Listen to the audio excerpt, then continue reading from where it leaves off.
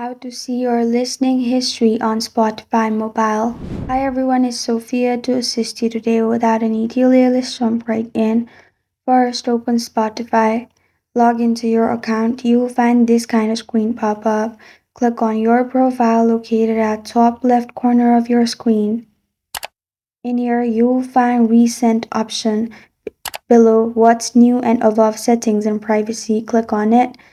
From here, you will be able to see all your recent played musics. You can also click on the music that you recently played from here and play it again if you want to. And this is how to see your listening history on Spotify mobile. Thank you for joining me today. If this video helps you out, please leave a like and subscribe for more. Got a question or want to suggest a topic? Comment below. I am Sophia signing off until next time. Thank you for watching.